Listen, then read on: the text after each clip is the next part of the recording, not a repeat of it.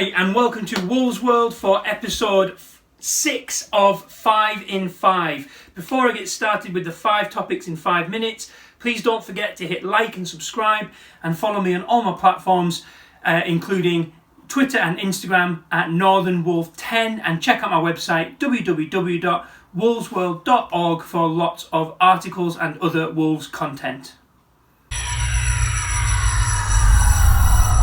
Point 1.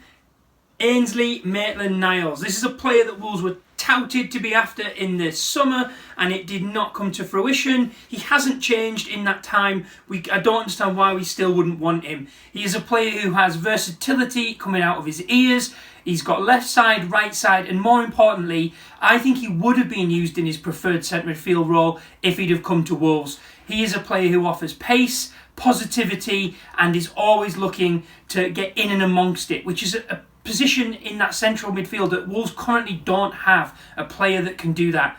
And I think it would have been a easy signing to have come and got him in, and he would have far preferred to play for Wolves than West Brom at this stage. Yes, he probably will get more minutes at West Brom, but he is surely going to see the project, even if it is only for a year or 6 months, at Wolverhampton Wanderers would be far more sort of enjoyable. And I think he would have been a player that I would have definitely signed, especially in his central midfield, given the characteristics he has. Point number 2, Josh King. Now, while I'm absolutely delighted with Willian Jose, and I do think he's going to do a great job, there is no harm in having some more strength in depth. And if Jose doesn't do well, we are back looking for a striker in the summer. Fingers crossed he will do well, but undoubtedly Wolves will replace him if he does not do the business in these next few months. Josh King is a player that in 6 months' time, irrespective of what happens from now with his transfer back to the Premier League, he is a player that Wolves would sign now and would sign in the summer. So why we didn't have a go, I've heard the initial rumours of high wage demands and maybe 10 million. It's now come in as a nominal fee, which has to suggest less than 10 million, and there's been no comment on his wages, which makes me think probably didn't ask for as much as it was being reported. So another one that we've let slip through our fingertips. However, getting Willian Jose in does soften the blow of missing out on Josh King for me.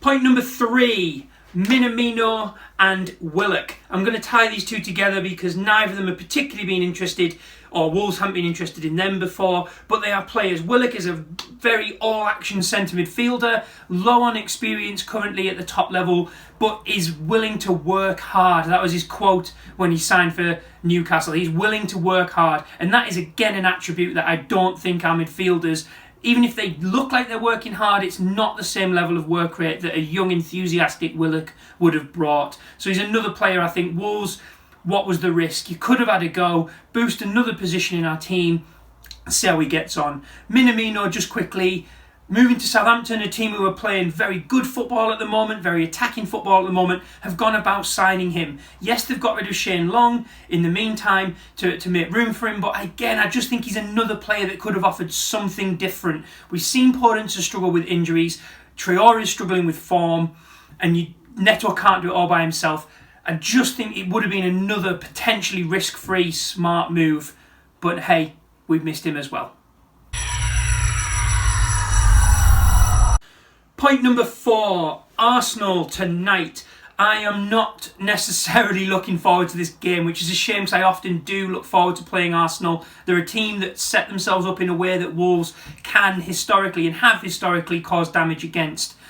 Obviously, the last time we faced them was the day Jimenez went down, and it really hasn't really been any positivity for Wolves since that moment.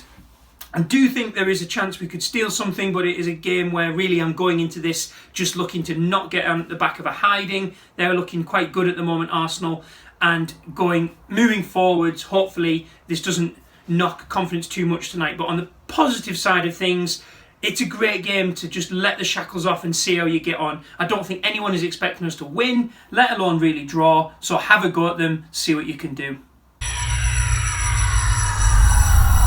Point number 5, the passing.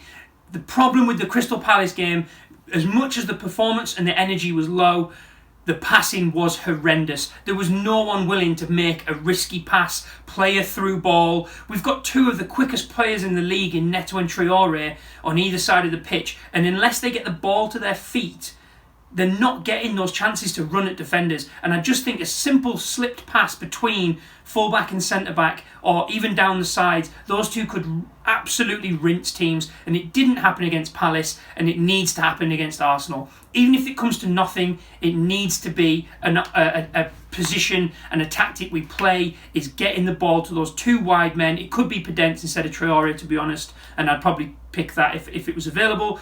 But get it to them. Let's see what they can do with the ball in front of them rather than having to beat a whole team. Thanks very much. That's all from me today. Don't forget to hit like and subscribe. Follow me on Instagram and Twitter at NorthernWolf10, and look out for the next episode of 5 in 5. Thank you very much. Bye bye.